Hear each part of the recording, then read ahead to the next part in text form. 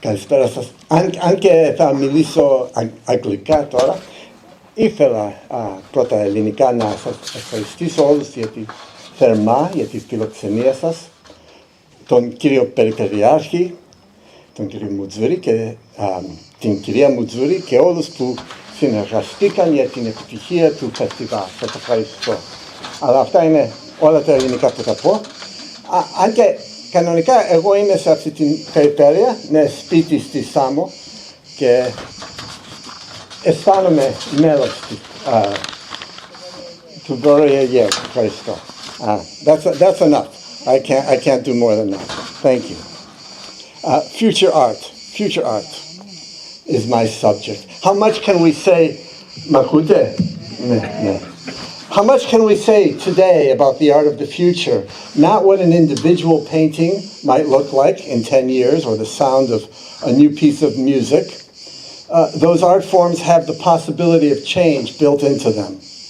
What we're most curious about are the new forms that might emerge with new technologies.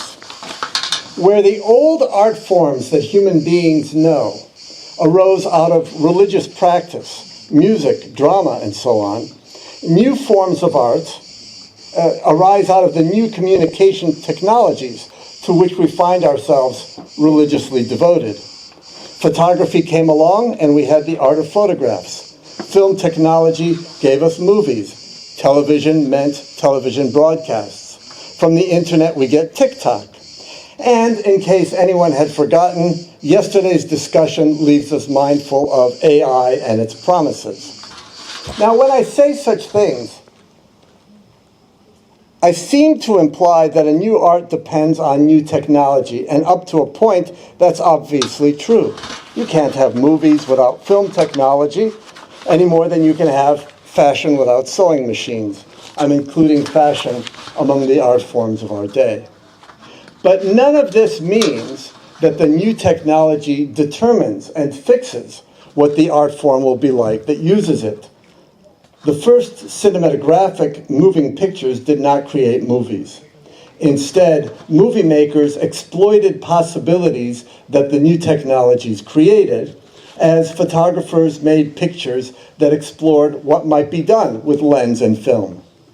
Sewing machinery made possible the quick turnover of clothing styles that fed the fashion cycles we now know. The machinery did not define what the styles would be, or even that there would be revolutions in style every 3 months. Now, we might be tempted to say that once the internet exists, there will necessarily be TikTok, but many other relationships with image, word, and thought develop using the same infrastructure. One thing that leads us to believe that the communication technology shapes the new art form is a stereotype, one or another stereotype that becomes associated with new technologies. We almost personify the new technologies and then we expect everything that they communicate to take a similar form. Now, I've noticed that such stereotypes cluster into 2 categories. Sometimes what is new in a communications technology is thought of as more deceptive than the old technology. Sometimes it is candid and transparent, even to a fault. So the 2 opposites. Now, for the longest time, for instance, telephones created, especially before we had caller ID, telephones created the possibility of error, illusion. You could make anonymous calls. Conversations could be faked.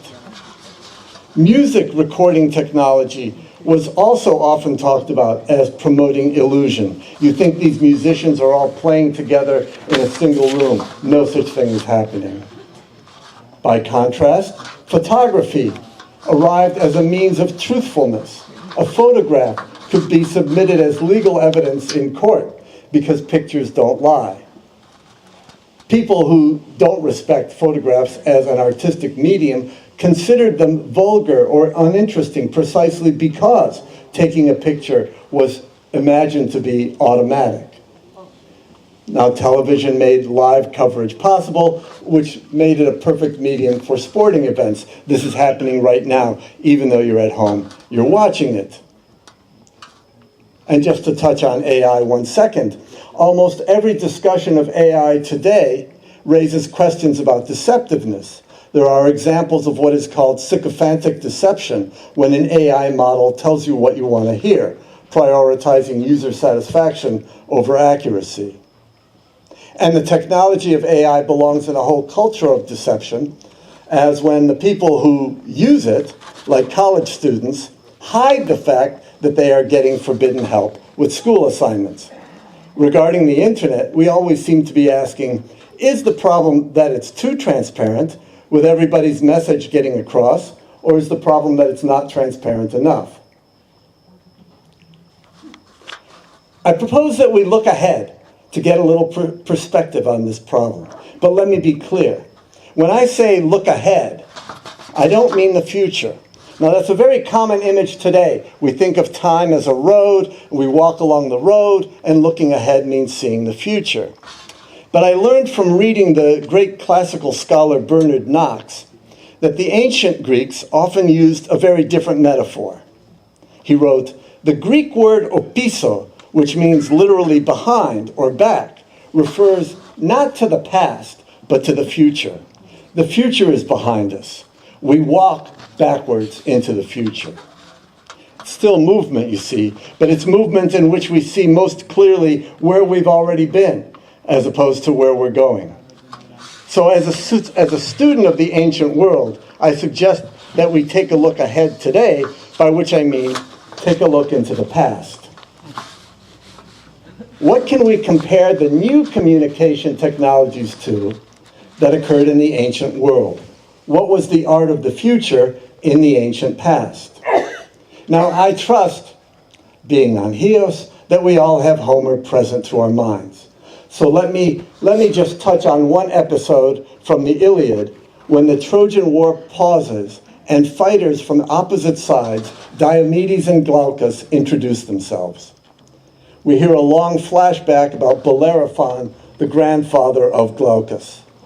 Bellerophon was staying with a host who wanted him killed. But in order not to murder his own house guest, I mean, you have to have manners, he sent him to another host with a secret message. Bellerophon carried this message obliviously as he traveled, for his original host, the Iliad tells us, wrote many painful, heartbreaking signs on a folded tablet. Simmata lira rapsas en pinaki ptikto thimophthora pola. Now, depending on the translation, the signs on the pinaka, which is a tablet, could be a clay or wax tablet. The signs are painful or murderous or deadly.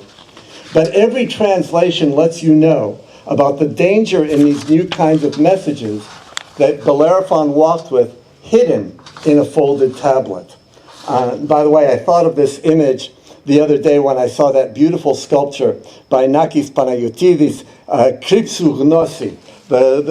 I hope you all saw the closed book with the light inside. Oh yeah, there's Bellerophon with the pinaka and the hidden message. This mention of a tablet and the marks on it, this is the only reference to writing in all of Homer's epics. Now that should not be surprising. The kind of writing that we now call Linear B had been forgotten for centuries by the time Homer came along. And the new alphabet, the one we still use, had only recently been adopted. We can't be sure about the dates here, either the dates about the alphabet or the dates about Homer, but a good guess is that the alphabet had been in use for just about one generation by the time that the Iliad was put together by the person we call Homer. Now, Homer himself would have been illiterate. That might even be where the legend came from of his blindness, that he could look at poetry and it's as if he saw nothing. But Homer would have had younger associates or students who could read and write, and according to some scholars, the first version of the Iliad that we have came from those students. They listened to the master and wrote it down. So now, picture the composition of this line that I just read about those deadly signs on a tablet. Think of this as the idea of writing made by a poet who finds his profession being transformed. In one more generation, Homer's thinking, poetry will be completely different. Will people still know poetry when communication takes written form? Will poetry become deceptive in the same way that marks are deceptive when they're put on a folded tablet? Homer was not the only suspicious one in the ancient world. Much later we find Plato, certainly not illiterate, but expressing his own worries about writing. Plato shows us Socrates saying that writing is only a picture of speaking, which itself is only a sort of image of philosophical thinking. So there's always something more in the soul than you can see on the page. And again, we hear a caution about writing, similar to what the Iliad told us. The written marks don't contain the whole story. The truth lies elsewhere. You can't expect an art form based on writing to deliver philosophy, no matter how much the written word tricks you into thinking it's intelligent. And I say tricks because as Plato criticizes writing, there's also something deceptive. It's never one certain thing. Socrates says the written word, he says two things. He says the written word stands in one place, silent like a painting. And also he says it rolls around and says the same thing to anyone who picks it up. Well, is it standing in one place or rolling? You can't trust a piece of writing like that. Now, in the ancient world, this is indeed a common stereotype.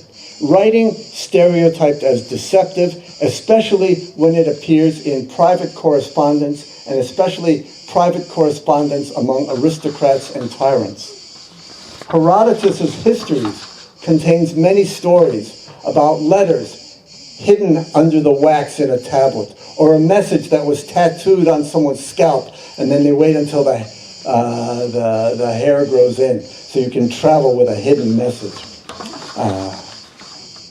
They call that, in English, they call that today steganography. Airtight writing. Writing produces the opportunity to mislead and misinform. The power of the dictator is invisible, always surreptitious.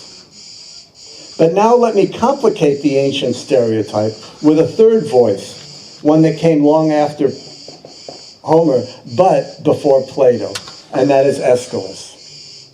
One of the surviving tragedies by Aeschylus, in English, is called Suppliants or Suppliant Women, and it was known in Greek as Eiketides. Yes, a wonderful play. This play about local Greeks and foreign refugees is also a play that reminds its democratic audience how democracy works. A family of Egyptian refugees seeks protection in the democratic city of Argos, and Pelasgos, the king of Argos, sympathizes with the 50 daughters of Danaus, but he's committed to democratic procedure. He can only admit these young women if the governing body of the city agrees. They're going to put the matter to a vote. It's not for the king to decide. Now, examples of writing appear in this play, where refugees from a monarchy find themselves in a democracy. Perhaps because of the high level of literacy in ancient Athens, many tragedies have comments about writing and reading and signs of writing. In this one, Danaus, who's the father of the young women from Egypt, uses private correspondence to communicate. He tells his daughters to write his words down on tablets. There's the tablet again, the pinaka.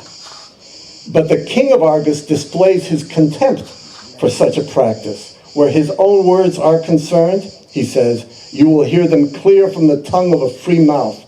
They're not going to be written pinaxine on tablets. They won't be sealed up in biblon, scrolls. His pronouncements are posted on the wall. Egypt is equated with secrets. Argos, as a democratic city, announces its resolutions for everyone to hear. Now here's the moral I take from this. Unlike Homer and Plato, Aeschylus appears to think it matters what a society does with its new technology. Writing does not have to mean one thing or another. Rather, democratic institutions, the integrity of public officials, and the candid presentation of written legislation all promise to use the new technology without succumbing to its deceptive potential. I think that Nickolas sees it's hard to predict whether any communication technology is inherently simple and direct or elusive and deceptive. And I think we can argue for that kind of shift in our time. Photography, right? The automatic production of photographic images for a long time made photography seem obviously true, transparent, legal evidence in court. But now that photographic images are almost all digital, when we have many ways of transforming them without being detected, a picture doesn't communicate in the way it did. It doesn't carry the connotation of transparency. I even remember one debate I used to hear adults talk about when I was a child, and this is when television first went from being all black and white to being to mostly color broadcast. Now, to some people, this development showed how truthful television was. The real world appears before us in color, so television images in color were just what you ought to have in this image, in this medium that delivers the external world to our rooms. That's truth. Television is truth. Now, on the other hand, and please, you might not believe me, but this really, I did hear people say this. There were people who thought television colors were false, too garish, they were overdone. The TV image was fostering the illusion of reliability, but it went too far with these unnatural colors. What lies these television images are. In other words, it's still being debated whether the television is fundamentally truthful or deceptive. If the art forms that appear in a new technology take their shape and their direction from the general nature of that technology, and if the most general image we create of a technology is that it either reports truly and transparently or else hides and misrepresents. And if, as I've been saying, we can't always tell which category fits a particular technology, then from this point of view too, there is no one art form and no set of artistic characteristics that will necessarily emerge from the technology. Even when the tools for the future appear in front of us, what they will do and how they will enter our lives remains behind us. Thank you. Thank you so much, Dr.